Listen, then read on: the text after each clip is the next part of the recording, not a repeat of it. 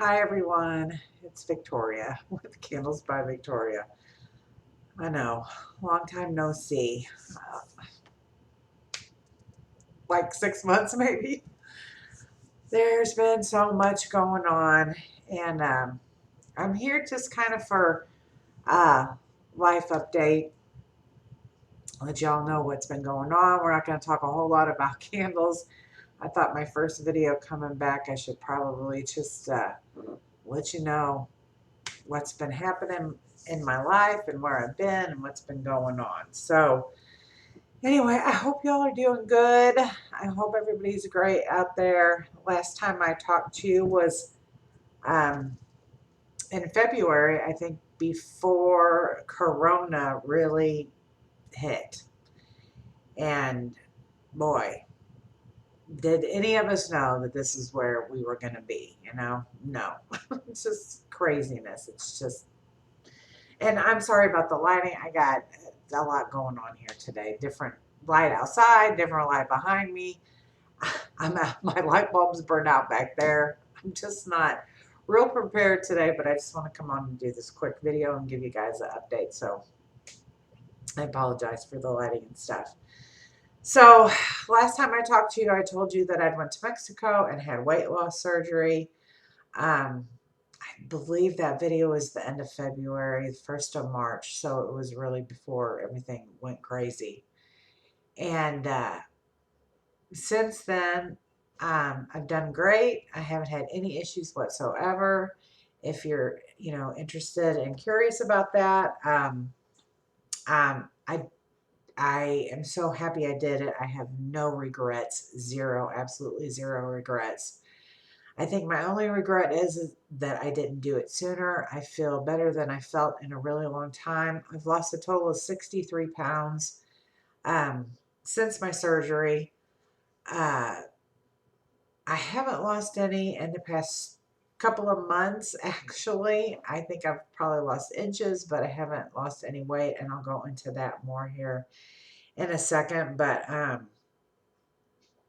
yeah, that's where I'm at with that.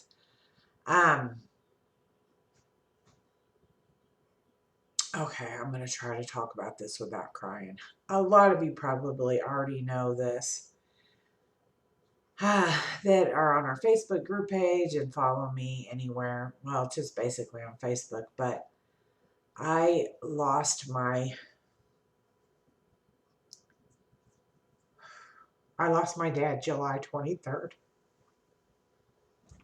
This is why I haven't made a video yet. Because I knew as soon as I started talking about this, oh my God. I knew as soon as I started talking about this that this was going to happen.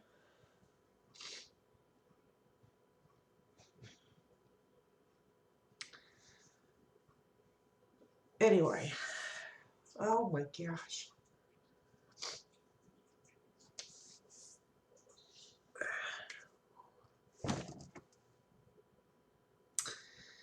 I got a call on Thursday, July 23rd at 7:30 in the evening, 7:23 to be exact. And it was his hospice nurse, and she told me that she was headed to the assisted living where they lived, and that my dad wasn't breathing.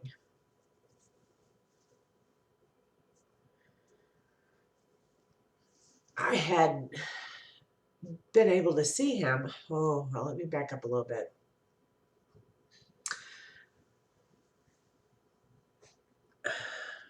The first week in March was when, first or second week in March, I think, is when they shut down the assisted living for anybody to come in because of Corona.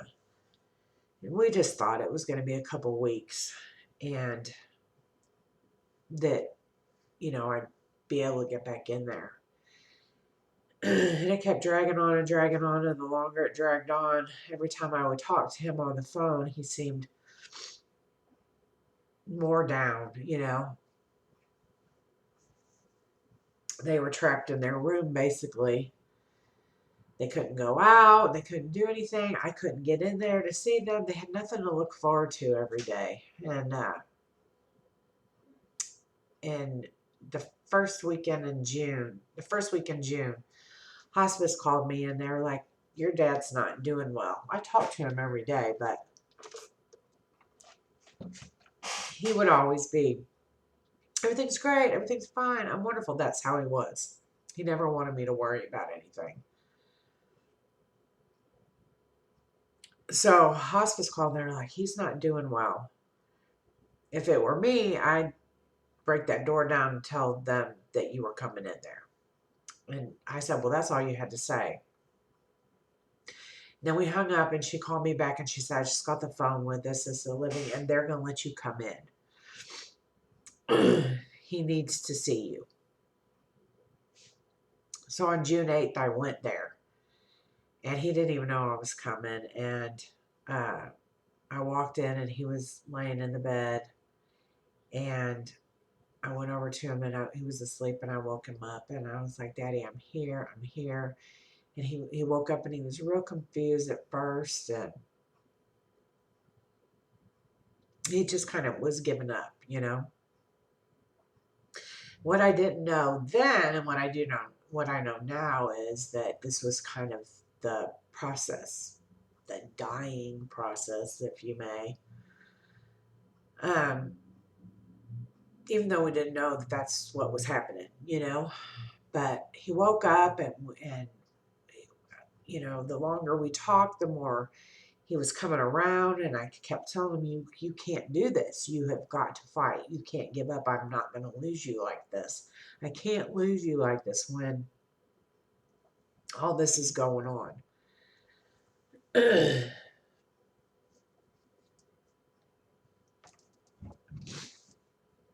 And so we talked a lot, and I was there for about 3 hours, and I said, I'll be back tomorrow. And I came back the next day and I said, you need to get up every day. You need to get out of this bed. You need to eat, because they told me that he hadn't ate or didn't drink anything in almost a week. I said, you just need to fight and do what you got to do. You know, don't do this to me. And so he was. And I said, now you're going to get to feeling so good, they're going to stop letting me come in here. And that's exactly what happened. They said I couldn't come in anymore. As long as he was like on the verge of dying, they were going to let me come in. But if he was doing better, they weren't. So June 10th was the last time I was in there to see him. But he was doing good. And they even said, once you came and saw him, he rallied. That's exactly what he needed. He was up. He was doing good. He was his jokey self again, you know, because he was always joking. And even the night that he passed away, Sherry, who was his nurse, you know, I wanted to know everything that happened. And she said that she'd went in there and he was joking with her and, you know, she said he was his normal self. And she said she left the room and she came back in about 15 minutes later and he was gone.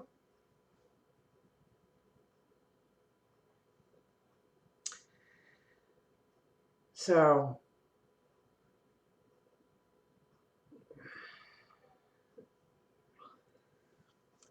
it was the worst day of my life.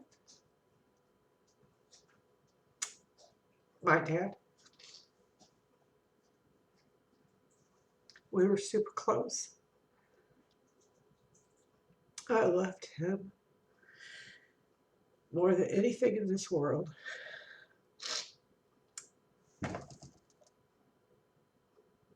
I still can't believe he's gone.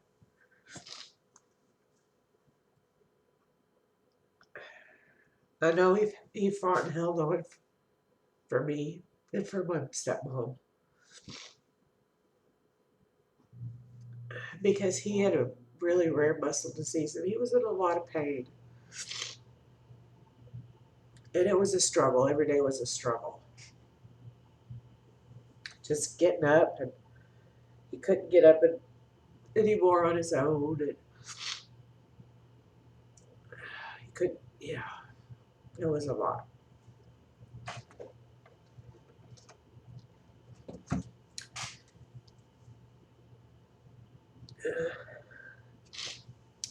So anyway, that's why I haven't been here. Uh, on a happier note, we also, after I came back from having surgery, we partnered with Kendall Ray. Just going to segue right into this real quick. We partner with Kendall Ray. She's a YouTuber. If you're not familiar with her, she's worked with Thorn, which is an organization that fights against online sex trafficking of children, and she's worked with them for years, for a long time, and we have partnered with her to help raise money for Thorn, and we did our first campaign with her in March, and we have continued to work with her since then, and we're super proud that Candles by Victoria has raised over $11,000 so far for Thorn. So yeah, that's something we're super proud of, and we've been really, really busy. So between my surgery, losing my daddy, helping raise money for Thorn, a lot's been going on, and that's why I haven't been here. But I hope to get back to it because I miss you all so much. I do. I miss making videos. I miss sitting down talking to you. I know that I've gotten several questions. My regular customers that are on our Facebook page, y'all know what's been going on. But those of you that just watch me here, you're probably like, where'd she go? She's making videos every Friday, and then poof, she's gone. So I just want to come on and explain what's been going on, get that out of the way so that the next time I come back on here and see y'all, we're back to normal, okay? I don't know if I'm going to be able to come here every Friday and do a video, but I'm going to do my best to at least come once a month and talk to y'all. I mean, right now we're super busy, as you can imagine, not only with the Thorn campaigns that we've been doing, but it's our busiest time of year. So we're super busy, normally this time of year through the end of the year. And then I will say that and let everybody know that in January, Chelsea's going to go to Mexico and have a weight loss surgery. So I'll be going back with her to do that. And we'll be taking a little bit of time off the first 2 to 3 weeks in January so that she can recuperate and recover and go through that whole process. But her surgery is scheduled for January the 7th, so we will be taking off a couple of weeks for that, just so y'all know. But we'll get into more of that as we move forward, and I'll let everybody know what the processing times are and all that stuff as far as that goes. But anyway, that's it, guys. I'm gonna get off here. I have a lot to do. Thanks for watching. Thanks for everything. We appreciate y'all so much. And thank you for your patience while I came back, but as you can see, I had a lot going on. But sorry for the tears too. It's been rough. I could go on and on about that and him, but it's still really raw for me to talk about him. So hopefully there'll be a day where I can just talk about my daddy and not cry, But today's not that day, obviously. I love y'all very much. I'll see you again very soon. I promise I won't be gone so long next time, okay? I love you. Take care, and I'll talk to you soon.